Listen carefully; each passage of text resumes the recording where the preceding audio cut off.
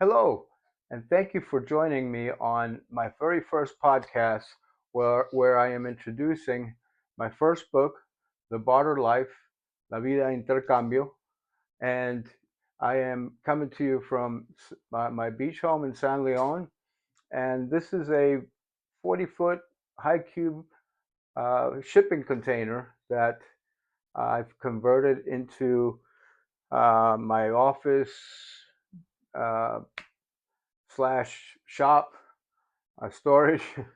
But right now, as we uh, have entered this month, I started building at the studio room, and this right here is lightweight concrete, insulation.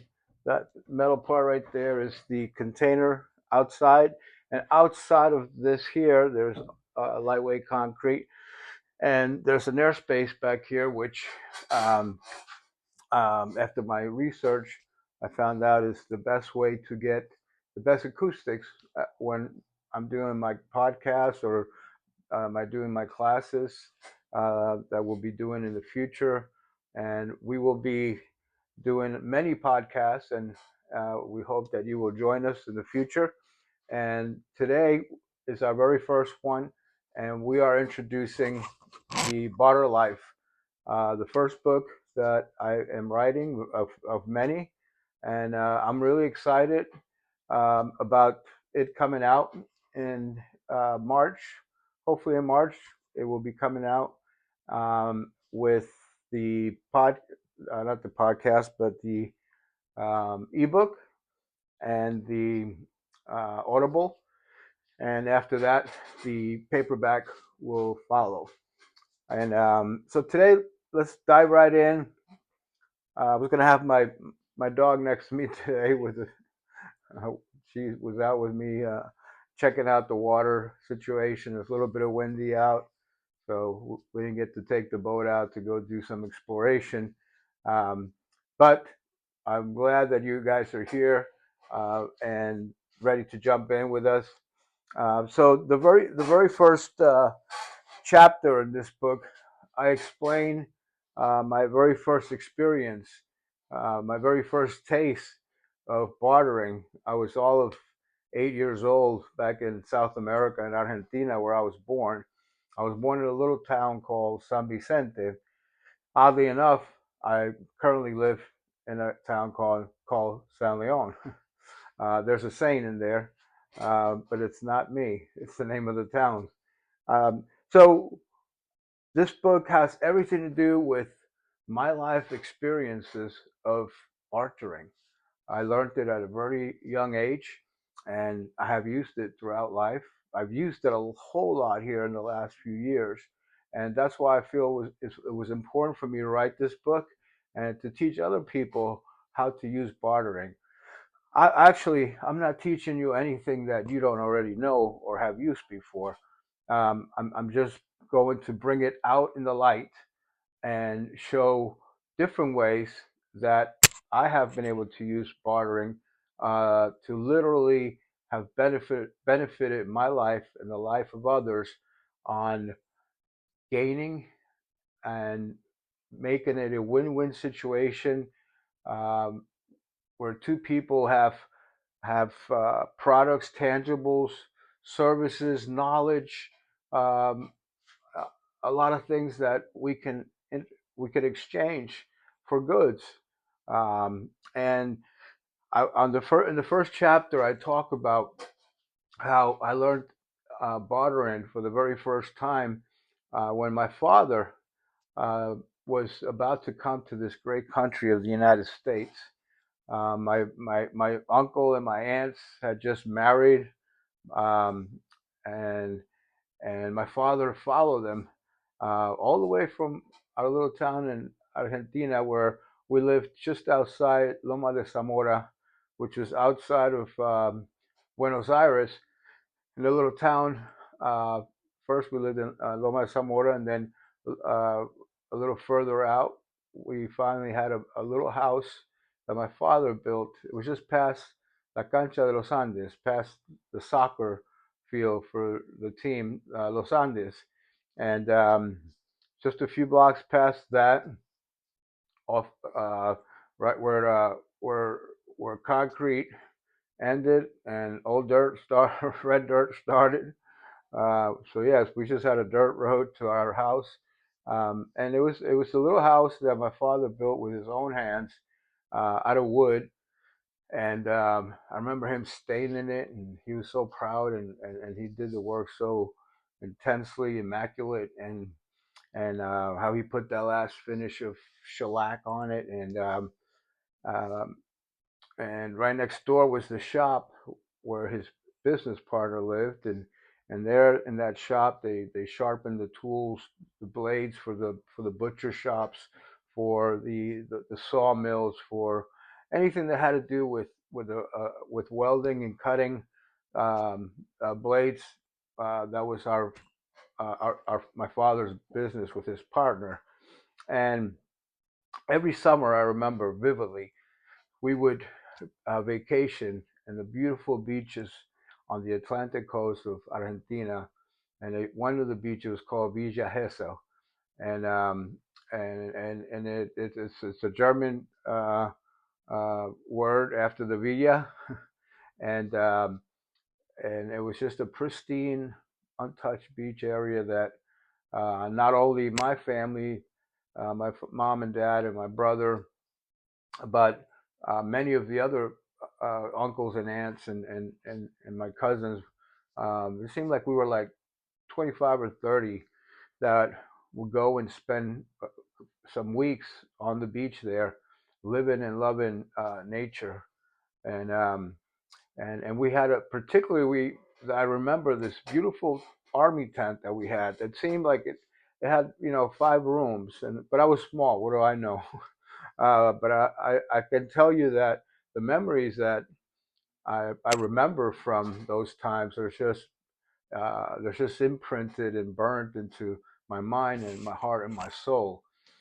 And so it was time for Dad to come to the United States, but yet Mom, my young mother, and uh, myself, and my little brother, who was 1 or 2 at the time, were staying behind, and we didn't know if it would be 6 months to a year.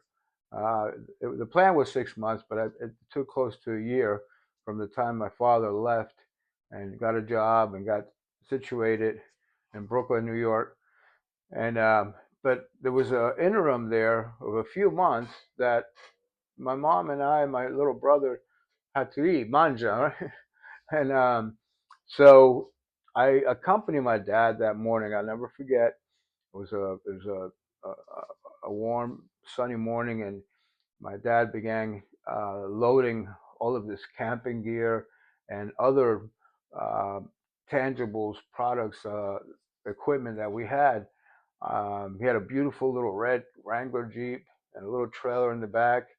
He piled all of those things on there, and I always went with my father wherever he went. Pretty much, he took me because he wanted to show me from a young age how to work and how to talk with people and how to interact, um, which I later on did with my children. And it was such an important, valuable lesson to see my father work and see my father interact and see my father make contact eye to eye with these folks. And they listened. I noticed they listened to him. They respected him because his word was gold. If he told you he was going to do something, he followed through. And so we went to the butcher shop. We went to the vegetable place, and then we went um, to the bodega, which was just a couple of blocks away from the house. And I remember him going in and talking to Carlito. He says, "Carlito, I brought you the things that we discussed." And he took them out. They were all nicely cleaned out and folded and put in containers. And Carlito was so happy. Now, before this took place, my father would go in there and buy products for the trip or for the house. And I remember my dad always talking about our vacations and what a great time we had, and how we all were able to sit at the beach one morning, and we saw this fisherman hook onto a manta ray. This manta ray shot up from the bottom of the ocean and breached the surface by 20, 30 feet. A huge, huge, enormous fish, a manta ray. You know, I think everybody knows what the sea ray is. A manta ray is black on the back and white on the belly side with a long tail. And that fisherman had that, I don't know how many hundreds of pounds it must have been. He had a huge reel and he was fighting with that fish. And my father was a great storyteller. And he told that story, you know, word for word. And Carlitos was at the end of his seat listening. And this was all prior to the barter. And so thinking back today, you know, I truly believe my father he already knew he was going to try to barter with Carlito, and he was setting the stage for that. And because when we brought that tent and the camping equipment, Carlito, I'm sure, remember the beautiful stories my father told him, not only of the manta ray, but how we would wake up in the mornings and we would go to the beach and pull up the clams and with a shucking knife just pop it open, and with a lemon and salt we would just put salt and lemon on that and suck it off the shell. I mean, you know, those memories. Can you tell how how excited I am about reliving those memories? And so, getting back to the barter, I didn't understand it at the time, you know, because I was very little, and I'm like, what I saw was my father was giving away everything, you know, so I wasn't sure maybe we were all leaving or what. But my father wound up coming to the United States. My mother and I and my little brother continued to live day by day. You know, we had to eat.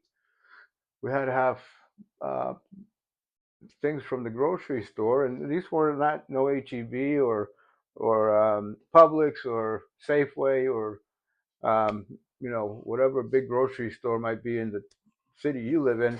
This was a very small bodega. You know, it didn't have, but you know, very few items. The necessities: the meat, the chicken, the milk, the eggs. You know, the spaghetti, the pasta, the bread and butter, and you know, soap and things of that nature. So then the day came when my mother and I went to the store, and she would say, Carlito, give me 2 pounds, dos kilos of de carne, of meat, and 3 kilos de pollo, you know, some chicken, and some bread, and we got some butter and milk, and when we proceeded to check out, there was no exchange of money, and she said, Carlito, ponémelo en la cuenta, por favor, y me dice cuánto tengo. Then it all came to me.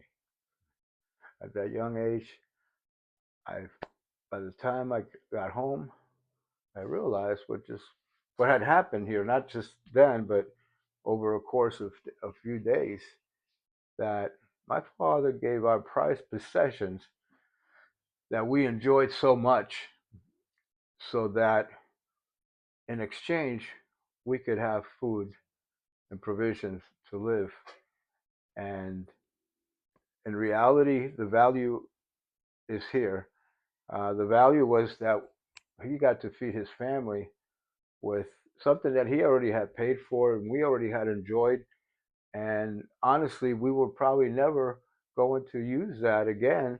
So the value on our end had gone down, but it still had a value that we could trade it for future goods and services. So this is the very first part. This is the first chapter in the book, and it goes a little bit more into detail. But we're doing a short podcast today, and we look forward to our next podcast.